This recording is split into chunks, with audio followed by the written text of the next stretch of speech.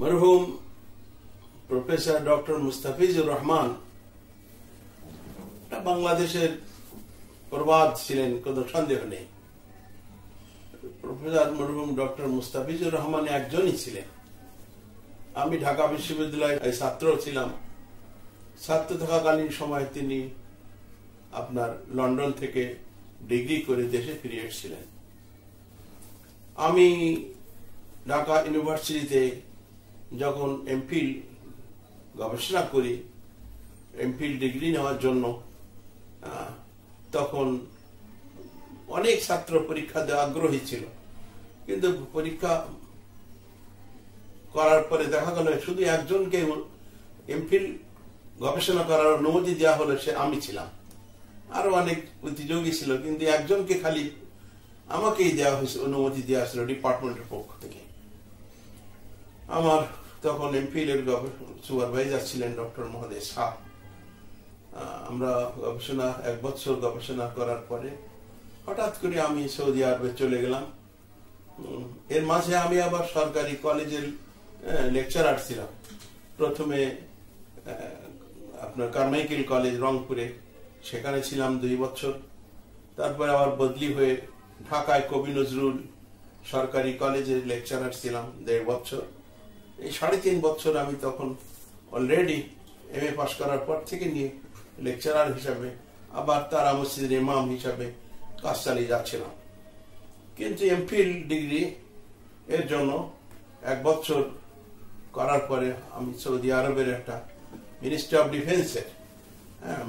ডিফেন্সের Arabic expert হিসাবে একটা ছোট চাকরি পেয়ে গেছিলাম, যার কারণে আমি সরকারি কলেজের চাকরি থেকে পদত্যাগ করে, যেহেতু সৌদি আরবে গেলে অন্তত হস্ত করা যাবে, এই লোভে, এই লালসায়, এই আকর্ষণে আমি সরকারি চাকরি, সরকারি গভর্নমেন্ট কলেজ থেকে ইস্তফা দিয়ে আমি সৌদি আরবে চলে যাই। 1 বছর পরে আবার দেশে আসলাম।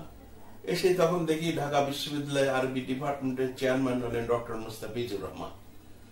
তা আমি ওনাকে অনুরোধ করলাম যে স্যার, আমার খুব স্বপ্ন ছিল আমি এমফিল ডিগ্রি কমপ্লিট করবো, 2 বছরের কোর্স। 1 বছর হওয়ার পরে আমি পরীক্ষা দিয়ে চলে গেছিলাম। তো 1 বছরের রেজাল্ট তো আমার ভালো, আমি পাশ করেছিলাম।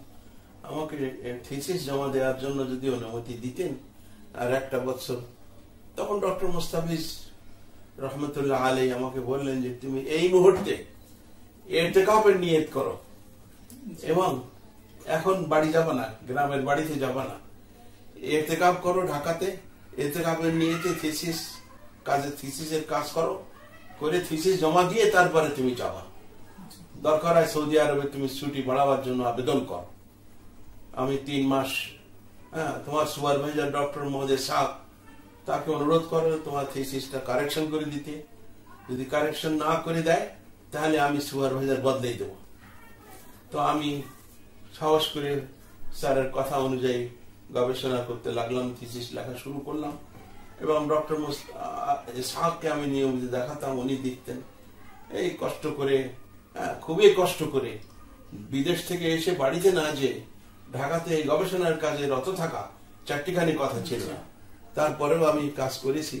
ডক্টর ইসহাক মরহুম রহমতুল্লাহ আলাই ওস্তাদ, মুশফিক ওস্তাদ, যিনি বাংলাদেশের কন্ট্রিবিউশন অফ হাদিস লিটারেচার, ইন্ডিয়াস কন্ট্রিবিউশন অফ হাদিস লিটারেচার, ভারতবর্ষে হাদিসের অবদান, এর উপর তার ডক্টরেট ডিগ্রি। ডক্টর ইসহাক খুব স্নেহ ভরে আমার থিসিস দিয়ে কারেকশন করে দিতেন। এমন হয়েছে 17টা রাত এমন হয়েছে, সন্ধ্যাবেলা বসেছি কারেকশনে, আর ফজরের আজান হয়ে গেছে। 17টা রাত এইভাবে কেটে গেছে। ডক্টর ইসহাক আমার জন্য এত পরিশ্রম করেছেন, আল্লাহ তাকে জান্নাতে নিয়ামত দান করুন।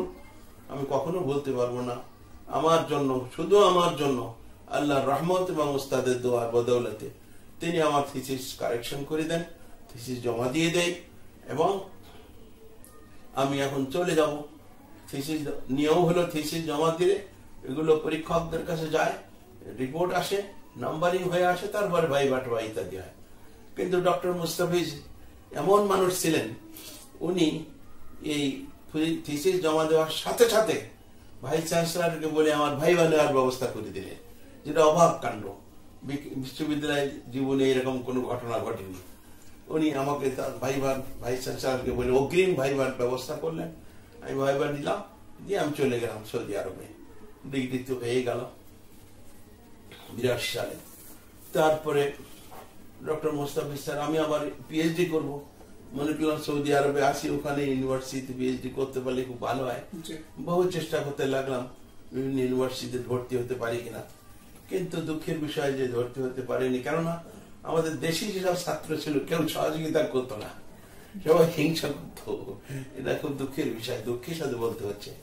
যার কারণে ডক্টর মোহর আলী ছিল আমাদের বাংলাদেশের ঢাকা ইউনিভার্সিটির একজন প্রবীণ চেয়ারম্যান, অধ্যাপক ইসলামিক ইতিহাস বিভাগের, বাগেরহাট বাড়ি। ওনার সাথে দেখা হলো রিয়াদে। উনি বললেন যে ঢাকা ইউনিভার্সিটি একটা আইন আছে, কেউ যদি ঢাকা ইউনিভার্সিটি গবেষণা করে বিনা বৃত্তিতে, তাহলে 2/3 সময় বিদেশে কাটানো যায় তথ্য সংগ্রহের জন্য। তুমি দেখো, চেষ্টা করে ঢাকা ইউনিভার্সিটি রেজিস্ট্রেশন করতে পারো না। তাই আমি পরের বছর চলে আসলাম, এসে আবেদন করলাম। তখন চেয়ারম্যান ছিলেন ডক্টর আতম মুসলিহুদ্দিন রহমতুল্লাহ আলী, আল্লাহ তাকে মাগফিরাত দান করুন। উনি কি কারণে অনুপস্থিত ছিলেন, একদিনের জন্য ডক্টর মুস্তাফিজ রহমান চেয়ারম্যান ছিলেন। তা আমি আবেদন করলাম, ওই একদিনের মধ্যে আমার পিএইচডি রেজিস্ট্রেশন কমপ্লিট হয়ে গেল। অদ্ভুত ব্যাপার। যাই হোক, আমি ভাবছিলাম সৌদি আরবে যে গবেষণা করতে লাগলাম। গবেষণা করার ফাঁকে সুপারভাইজারের সাথে বিভিন্ন তথ্য বিনিময় করতে হয়। তা আমার পদ্ধতি এমন ছিল, আমার ছোট ভাই ডক্টর সুলাইমান, ও ঢাকা ইউনিভার্সিটিতে পড়াশোনা করতো, ওর কাছে আমি ক্যাসেটে আমার সব কথা পাঠাতাম। ও ছোট ভাই ওই ক্যাসেট মুস্তাফিজ স্যারকে শুনে আবার রিপ্লাই ক্যাসেটের মাধ্যমে আমার কাছে পাঠিয়ে দিত। এইভাবে করে আমার গবেষণার কাজ আমি এগিয়ে নিয়েছি। তারপরেও পিএইচডি গবেষণা কঠিন এবং মোটের তথ্য সংগ্রহ প্রচুর। সৌদি আরবের লাইব্রেরিগুলো এত উর্বর, লাইব্রেরিতে সারাদিন কাজ করার পরে রাত 10টা, রাত বিকাল 5টার পরে লাইব্রেরিতে যে ঢুকলে 10টা 11টা পর্যন্ত থাকলে বেরোতে মন চাইত না। এত তথ্য, এত কিতাব, এত সুযোগ সুবিধা। যারা নিয়মিত পাঠক তাদেরকে ওরা চা খাওয়াতো, কফি খাওয়াতো। যারা নিয়মিত পাঠক এদেরকে ওই টেলিভিশন, রেডিও থেকে এসে সাক্ষাৎকার নিতে, বিদেশি মানুষ যারা গবেষণা করে, চাকরি করে, আবার এরকম একাধিকবার ঘটেছে। যাই হোক, আমি 2-3 বছর চলে গেল, কাজ এগোতে পারছিলাম না, কি করি অস্থির। তা আমার এক বন্ধু ছিল আলিগড়ের, উনি বললেন যে আপনি ইতিকাফ করেন প্রত্যেকবার মদিনার সুমনওয়ারায়, আপনি রওজা পাকের ওখানে একটু লেখা শুরু করেন, ওখানে বসে দেখেন বরকত হতে পারে। তো ওনার পরামর্শ হয়ে ওই তারিখে আমি রমজানে ইতিকাফ করলাম মদিনা মুনাওয়ারায় এবং একটু লেখা শুরু করলাম, কয়েক পৃষ্ঠা লিখলাম। তারপরে রিয়াদ আসার পরে আমার লেখা চলতেই থাকলো, গাড়ি চলতেই থাকলো। একদম খুব অল্প দিনের ব্যবধানে আমার থিসিস কমপ্লিট করে ফেললাম। প্রচুর সংগ্রহ। এদিকে ডক্টর মোস্তাফিজ স্যার বারবার আমাকে জানাতে লাগলেন যে দেশে আসো, থিসিস জমা দাও। অনেক গবেষক থিসিস জমা দিচ্ছে না, ফলে নাম রেজিস্ট্রেশন, স্যারের বদনাম হচ্ছে, থিসিস ক্যান্সেল করে দেবে রেজিস্ট্রেশন ইত্যাদি। যার পরিপ্রেক্ষিতে আমি সৌদি আরবের চাকরি থেকে ছেড়ে আমি সোজা বাংলাদেশে চলে আসলাম। কেননা পয়সা একদিন হয়তো হবে, কিন্তু ডিগ্রি আমার আর দ্বিতীয়বার হবে না। সেই জন্য এসে আমি থিসিস কমপ্লিট করে থিসিস জমা দিলাম। থিসিস জমা দেওয়ার পরে পরীক্ষকদের রিপোর্ট আসার পরে আমার পরীক্ষা কমিটির সভাপতি ছিলেন আলিগড় ইউনিভার্সিটি, নাম ইসলামাবাদ ইউনিভার্সিটি, রাওয়ালপিন্ডি ইসলামাবাদ ইউনিভার্সিটির ভাইস চ্যান্সেলর ডক্টর মাসুমি। আর একজন পরীক্ষক ছিলেন আলিগড় ইউনিভার্সিটির ভাইস চ্যান্সেলর ডক্টর মুখতার আহমদ, আর একজন ডক্টর মুস্তাফিজুর রহমান। এত বড় বড় লোক আমার পরীক্ষক ছিলেন। এখন পরীক্ষা কমিটির সভাপতি ডক্টর মাসুমি, উনি আপনার পাকিস্তান থেকে বাংলাদেশে আসতে পারবেন না অসুস্থতার কারণে। তখন মুস্তাফিজ স্যার ভাইস চ্যান্সেলরকে বলে ব্যবস্থা করলেন কি, যে সমস্ত রিপোর্ট পরীক্ষা কমিটির সভাপতির কাছে পাঠিয়ে দেওয়া হবে এবং গবেষককেও পাঠিয়ে দেওয়া হবে। উনি সেখানে বসে মৌখিক পরীক্ষা, ভাইভা পরীক্ষা নিয়ে নেবেন।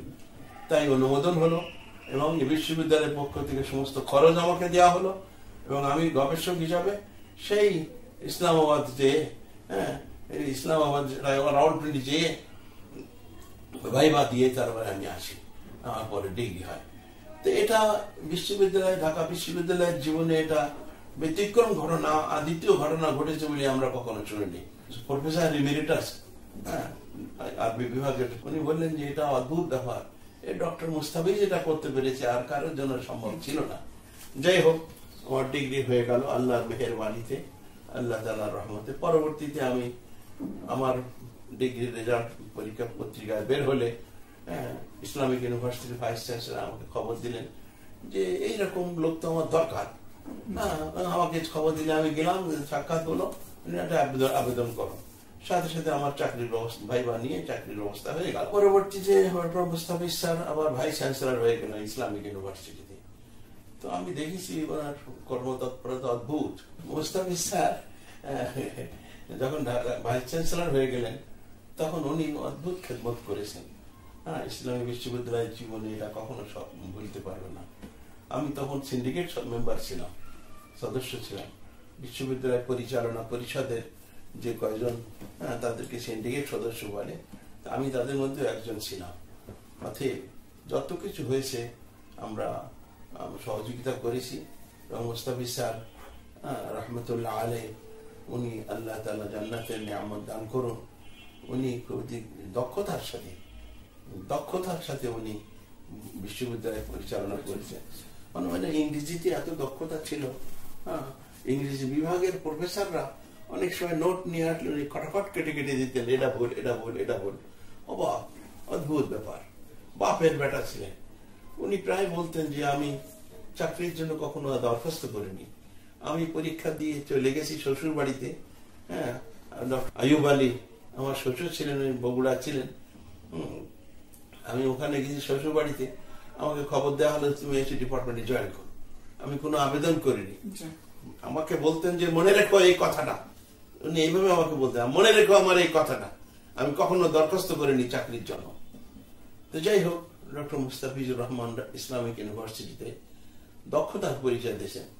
ওনার যে নিয়োগকৃত শিক্ষক যারা সবাই এখন প্রফেসর হয়ে গেছে, এবং ওনার পরে আর ইসলামিক লাইনের কোন শিক্ষক এখনো নিয়োগ দেওয়া হয়নি।